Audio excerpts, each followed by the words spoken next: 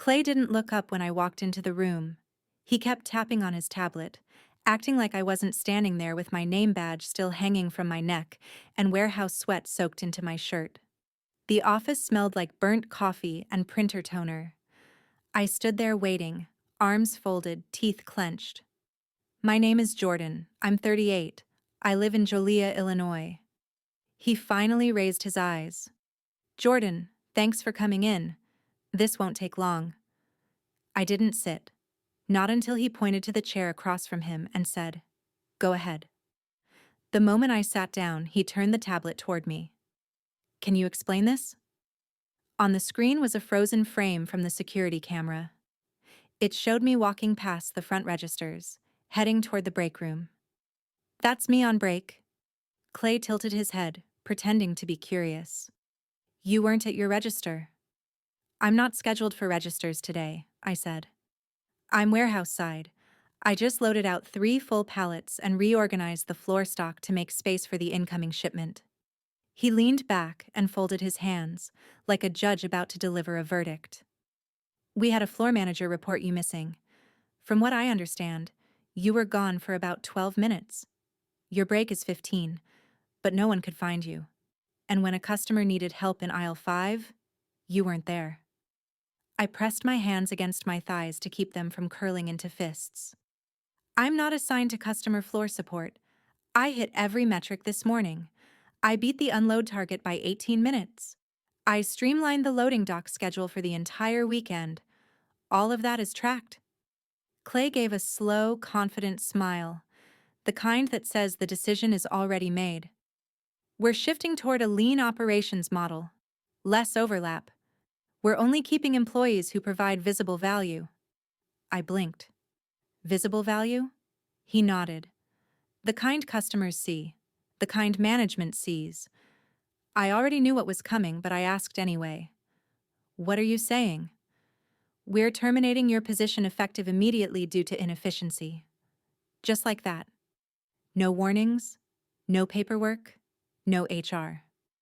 "Before we start, how's your day going and where are you joining from?" I stared at him for a moment, making sure I didn't say something I'd regret. Then I stood up, pushed the chair back under the desk, and walked out without saying a word.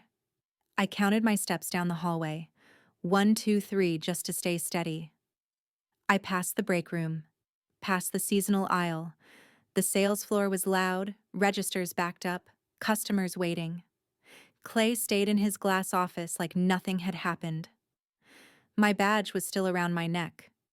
No one stopped me. No one even looked. Not yet.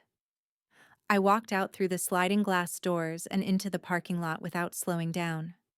The sky was overcast, and the wind cut straight through my shirt, but I barely noticed it. I just kept moving. My keys were already in my hand. My car was 3 rows out, middle spot.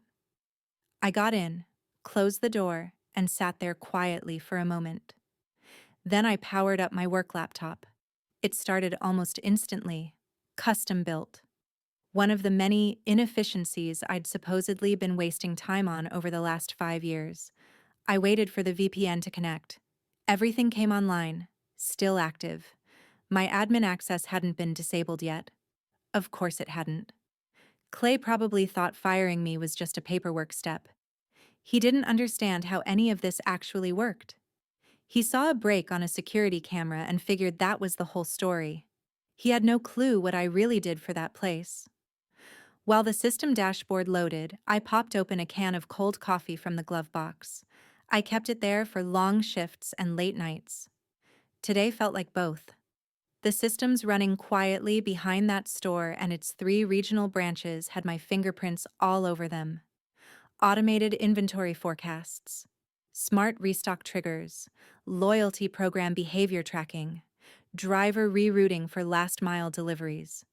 Every piece stacked together and stable, refined through thousands of hours.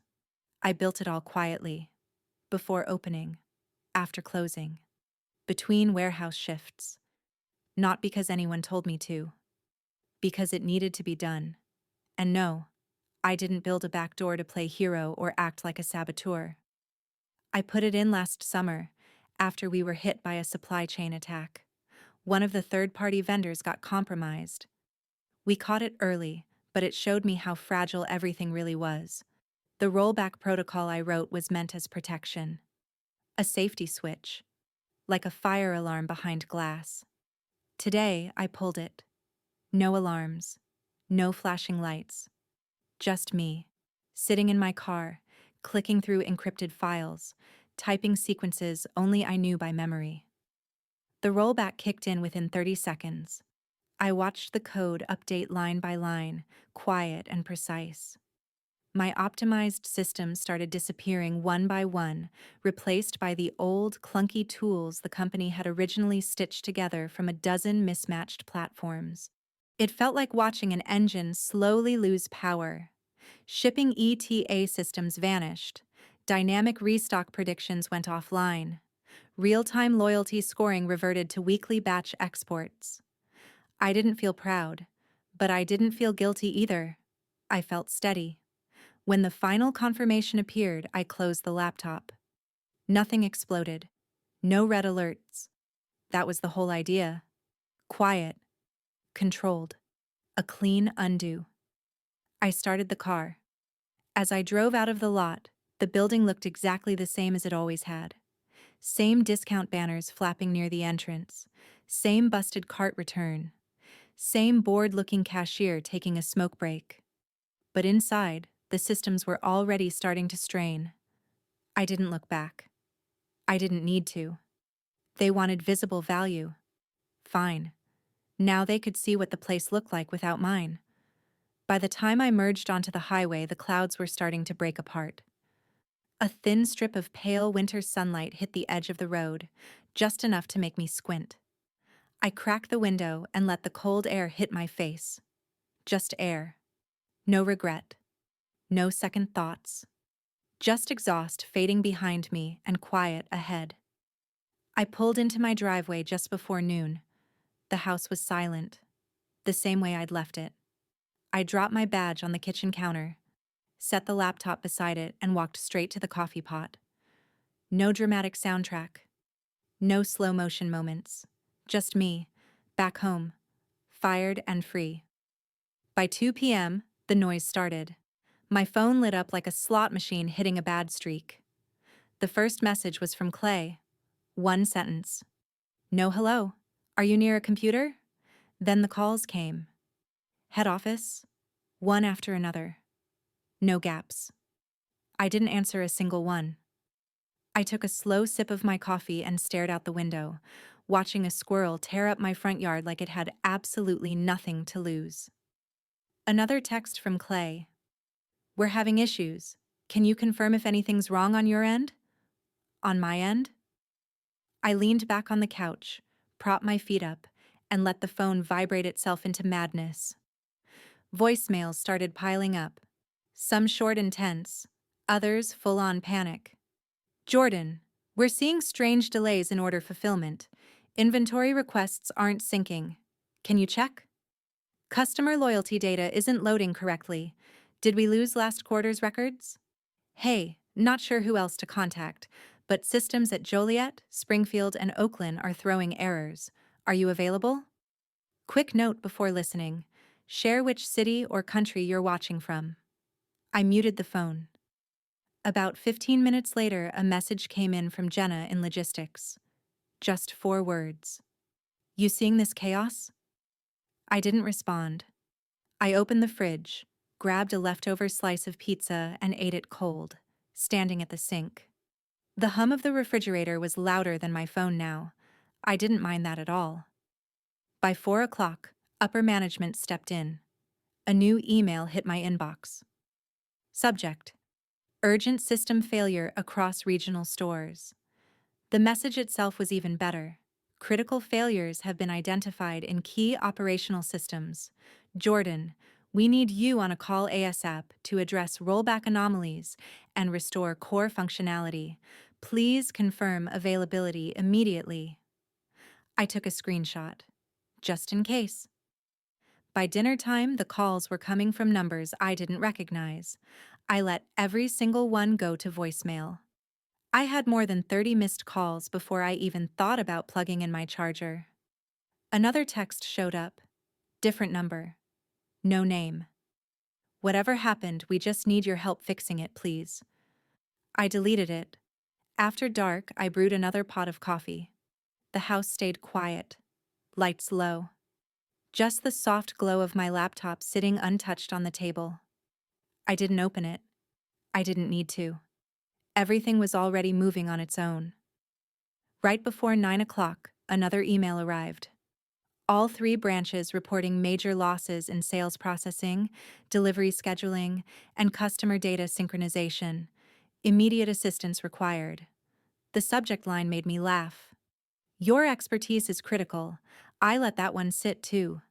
By midnight, I had over 100 missed notifications. Calls, texts, voicemails, Slack alerts, emails, stacked on top of each other like a digital pileup. I walked into the bedroom, placed my phone face down on the nightstand, turned off the ringer, and slid into bed. My body ached in that deep, heavy way it does when your mind finally shuts off. No alarms, no shouting managers, just my breathing and the steady hum of silence around me. And that silence? I earned it. I woke up Monday morning before my alarm went off. Sunlight was slipping through the blinds, slicing the room into thin polices of light. My phone was still face down on the nightstand, completely silent. For the first time in years, I didn't feel that familiar weight in my chest about the week starting. I stretched, got out of bed, and started a pot of coffee. The call came while it was brewing. Unknown number, Chicago area code. I let it ring twice before answering. Hello, Jordan. This is Ryan Mitchell, Regional Vice President. His voice was smooth and polished, but there was fatigue underneath it. The kind you can't hide. I'm glad you picked up. I leaned against the counter and watched the coffee drip into the pot. What do you want, Ryan?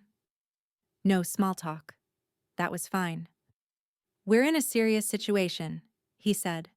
Operations is in full meltdown. Systems across multiple branches are unstable. Clay didn't fully understand how deeply integrated your work was. I almost laughed. Almost. Ryan kept going. We want to make this right. I'm authorized to reinstate you immediately. Higher salary, new title, director level. Whatever it takes. I poured my coffee and didn't answer right away. Let the silence do its work. I'm not coming back, I said. He paused. Jordan, I don't think you understand the scope of what's happening. Oh, I do, I said clearly. We can add equity, he said quickly. Expanded authority. Full control over operational systems. Clay won't be anywhere near you. That's not the issue. His tone tightened. Then what is? I took a slow sip of coffee. You fired me. And while I was still employed, I activated a rollback protocol I was legally authorized to use. Silence on the other end. Not casual silence. The kind where someone is mentally scrambling through files. I documented everything, I continued. The protocol existed. It was approved. I initiated it before my termination timestamp. You can check your own logs. That protocol has caused millions in disruption, Ryan said. The smoothness in his voice was gone now. If this escalates, legal will. Legal already knows, I cut in. I sent myself copies of every approval, every email, and every system log. Dates included, times included. He exhaled sharply. Jordan, let's not turn this adversarial. You let your regional manager's son fire me for taking a break, I said. This passed adversarial a while ago. His voice dropped. If you don't cooperate, we'll have to explore consequences. There are no consequences for me, I said. I followed policy. I acted within my role. After you terminated me, I did nothing. Another pause. Longer this time. Help us fix this, he said, for the sake of the company. That company fired me without cause, I said, and I'm not obligated to save it. What about your coworkers? He pressed. People you worked with for years? I thought about Jenna, about the warehouse guys wrecking their backs every shift, about the floor staff who never knew my name but benefited from my work. Then I thought about Clay, leaned back in his chair, smirking. I'm done, I said. Ryan's voice hardened. If you walk away, you're burning bridges. I already crossed the bridge, I said. You're the one who lit it on fire. There was a quiet click. He'd hung up. I set the phone down on the counter and didn't touch it again. The coffee was still hot. I took another sip, slower this time, and looked out the kitchen window at my empty driveway. No shaking hands, no racing heart. Just calm. When the mug was empty, I rinsed it, set it in the sink, and walked back into the living room. I sank back into the couch, phone face down again, laptop still untouched on the dining table. Outside, it was just another cold, gray Monday. Ordinary. Quiet. But inside that company, I knew things were already coming apart. By Tuesday morning, the press caught on. One headline read, "Regional retail chains suffering from internal system failures." Another said, "Experts suspect malware after widespread supply chain disruptions." I didn't correct anyone. That week turned into a slow-motion train wreck. On day 3, I checked the company's internal status dashboard, the public-facing one analysts watch. Everything was red. Delivery estimates delayed by 5 to 7 days. Customer rewards balances missing or glitching out. Financial tracking misreporting totals by the tens of thousands. They even shut down express checkout in several stores. Then my phone buzzed with a push notification from a retail watchdog forum. Thread title, "Why is company name always out of stock lately?" The replies poured in. Angry customers, delayed orders, loyalty points disappearing. People noticed fast. The company released a standard lifeless statement. Something about unexpected technical disruptions caused by an infrastructure update. No mention of a rollback. No mention of me. Of course not. I scrolled while drinking my coffee, watching them tie themselves in knots, trying to explain why nothing worked anymore. That afternoon, Jenna texted me. "Everything's a mess. Nothing works. I'm so sorry this happened to you." I stared at the message longer than I meant to. She wasn't the enemy. She was one of the few people who actually listened when I warned them about what could go wrong. She used the tools I built the right way. She never treated me like I was invisible. Part of me wanted to reply. Something small. Something kind. Then the image came back again. Clay leaning back in that conference room chair. Hands folded. That smug, rehearsed speech about visible value. I locked my phone and slid it across the table. By Thursday, it was everywhere. The chain's stock had dropped 10% overnight. A talking head on a business channel said, "They're hemorrhaging operational efficiency. If this continues, it could trigger a regional collapse." I didn't feel satisfaction watching it. This wasn't revenge. I hadn't touched a thing since the rollback. I didn't sabotage anything. I didn't interfere. I simply stopped holding the system together. And without me, it cracked like cheap glass. Another message came in, this one from someone in accounting. I hadn't spoken to her in over a year. "Jordan, please, can you talk to someone? We're all drowning." I didn't reply, because here's the truth. That company never cared who I helped. They only cared who they could see, who smiled in meetings, who wore the right shirt, who stayed on the floor even when their job didn't require it. And when it came time to decide whether my work mattered, they handed that decision to a kid who had never written a single line of code or unloaded a single crate. So no, I didn't step in. I didn't fix it.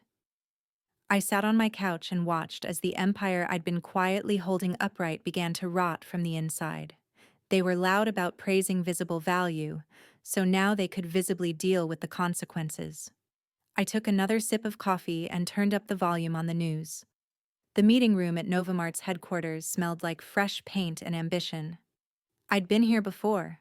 Twice, actually. They'd reached out a year ago, and again 6 months later, both times trying to pull me out of the shadows of my old job. I turned them down back then. Loyalty, stupidity, call it whatever you want. This time, I said yes. Lauren walked in right on time. Mid-40s, sharp suit, even sharper eyes. She shook my hand with the confidence of someone who didn't waste energy on fake politeness. "Jordan, thanks for coming in. Everyone's very interested in what you've built." I nodded, set my laptop on the glass table, and opened the folder beside it. "Glad to be here." There were 4 people in the room: Lauren, 2 tech leads, and someone from legal. Based on his tight jaw and nonstop note-taking, I didn't waste time. I pulled up my dashboard and clicked into a stripped-down demo I'd built the night before. "What you're about to see isn't theory," I said. This ran live across 3 full stores for nearly a year. Predictive inventory modeling based on seasonal flow, local buying behavior, and supplier trends. Shrinkage dropped by 21%. Lauren leaned forward, eyes locked on the screen. "And this was entirely self-initiated," I continued. "No formal directive, no budget, just time and results." I clicked to the next slide. Customer loyalty scores increased by 33% after I layered automation into the rewards program. Personalized discounts based on real-time purchase patterns. Engagement improved. Retention went up. Lapsed customers came back faster. The tech leads exchanged a look. One of them muttered, "Damn," under his breath. Lauren smiled slightly but never took her eyes off the numbers. "You built all of this without asking for permission?" I met her gaze. I didn't need permission to fix things that were broken. The legal rep finally spoke. "What about intellectual property? Anything tied to your previous employer?" I already had the folder open. Everything I built was logged under my own credentials, outside project scope, on unpaid hours. I have documentation, timestamps, and email confirmations. My contract allowed me to self-initiate optimization protocols without formal assignment. I slid the folder across the table. I've also included legal reviews, external counsel opinions, and a signed internal memo approving the rollback protocol I triggered last week. He flipped through the pages like he already knew what he was looking for. Lauren waited. When he finally nodded and said, "Clean," she looked back at me with real interest. "You're not just offering a tool," she said. "You're offering an entire system." I nodded. "And the strategy behind it, if you want that too." She tapped her pen lightly against the table.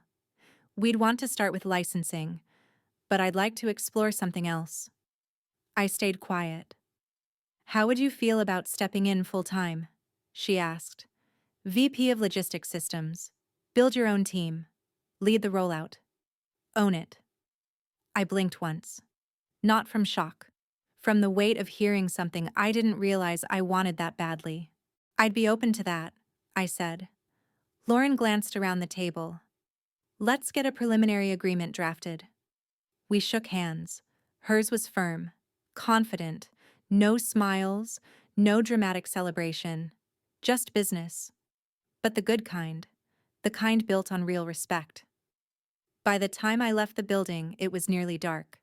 The Chicago wind hit me the second the doors slid shut behind me, sharp and clean. I stood there for a moment, watching traffic crawl along the main road. People heading places they didn't hate. My shoulders felt lighter than they had in years. I hadn't even realized how much weight I'd been carrying until it disappeared. I crossed the parking lot to my car, already thinking through the rollout plan. I was halfway through a chicken sandwich in the Novamart cafe when the first cease and desist email landed in my inbox. Subject line: "Immediate action required. Unauthorized use of company property." I didn't open the PDF. I forwarded it straight to Lisa, my attorney. I trusted her more than I trusted half the executives I used to work for. 10 minutes later, she replied with a 2-line response. They have no leg to stand on. I'll handle it. And she did. She sent back a response so cold and precise it made me laugh out loud right there in the break room. It was full of phrases like contractual oversights, termination timestamp documentation, and intellectual property rights unclaimed by the former employer. Translated, it meant, sit down and shut up. But they didn't. A day later, another email arrived. More aggressive this time. Legal threats, demands, a list of systems they suddenly claimed ownership over. Then came one titled Cooperation Opportunity. That one actually made me pause. Inside, it said they were open to discussion around strategic alignment and restoring operational continuity if I agreed to a short-term consulting arrangement. NDA attached. Of course. I didn't reply. I flagged it, forwarded it to Lisa again, and went right back to sketching logistics flowcharts for Lauren's team. But the outside world wasn't quiet. By the end of the week, the story broke. Employee fired for taking brake crashes operations of regional retail giant. The headline was everywhere. News sites, LinkedIn posts, retail blogs, even Reddit. The details weren't perfect, but the headline stuck. People love a spark like that. I didn't say a word. I didn't post. I didn't comment. I didn't leak anything. Social media did the rest. Dude's a legend, one tweet said. Imagine firing the architect of your entire system because he went on break. Another read. There were memes, photoshops. Someone even made a t-shirt. The company tried damage control, but they were already 3 steps behind. Anonymous sources started talking to reporters. One of them confirmed that Clay had personally signed off on my firing. That part poured gasoline on the fire. The inbox that had been silent for months suddenly lit up. Former coworkers, managers, even a couple of directors. Some apologized. Some tried to explain. A few were practically begging. Didn't know it would blow up like this. Clay made the call. We couldn't stop it. Please. They're falling apart. We need help. I read every message. I didn't answer a single one. I wasn't angry anymore. I wasn't even satisfied. I was just finished. At Novamart, the rollout was already gaining speed. Lauren made the announcement during the leadership meeting. New predictive logistics initiatives launching Q1. No one asked where the technology came from. They didn't have to. Investors noticed. Analysts picked up on it. Novamart's stock started to climb. Quiet at first, then steady. The market liked what it was seeing. Meanwhile, my old company was bleeding out in the dark, scrambling for a lifeline they'd burned with their own hands. I didn't celebrate. I didn't post some victory speech. I let them wonder. I let it burn quietly. I was in the middle of reviewing shipment flow diagrams when my phone buzzed again. A number I didn't recognize. I almost ignored it. Almost. I answered without saying hello. Jordan? Ryan said. His voice was different this time. Not tired. Just empty. I waited. I'll get straight to it, he said. We're prepared to offer you $18 million for full restoration of the system. You'd sign a comprehensive NDA. We'd clear your name internally. Quiet settlement. Clean exit. I didn't even blink. 25. He paused, like he thought I was joking. I'm not, I said. 25 million. And I'll stop you right there. I know you won't pay it. And even if you did, it wouldn't matter. His voice stayed calm. Too calm. That's a massive number. So is the loss you took last week, I said. That's the price. I heard his chair creak. I pictured him in some glass-walled office, sleeves rolled up, panic hanging in the air. Even if we could meet that, he said slowly, would you actually do it? No, I said. I can't. The system is gone. It's licensed now. Novamart owns it. He let out a long breath. So that's it. That's it? There was a pause. Then the pivot. Jordan, forget the money, he said. This is bigger than you or Clay. Hundreds of employees are affected. Operations teams, store managers, even part-time floor staff. You worked with some of these people for years. I know who I worked with, I said. Then help them, he pushed. Do it for them. No, I said again, calm and steady. I did my part. They fired me. That was your company's choice. I didn't authorize it, he said. But you let it stand. I didn't have time to reverse it. I shook my head, even though he couldn't see me. You had time. You just didn't care until the numbers collapsed. He didn't respond. You let your son fire the architect for eating lunch, I added. Ryan sighed. A full one this time. No argument, no defense, just breath and silence. Then the line went dead. I didn't stare at the phone. I tapped to stop the call recording and forwarded the transcript to Lisa with the subject line, Final offer, record for archive. Then I went back to work. The world wasn't waiting for apologies or second chances. It moved forward. So did I. I signed the offer the next morning. Title, VP of Logistics Systems. Full control. My team. My call. No oversight from clueless executives or someone's kid playing director. Lauren congratulated me in person.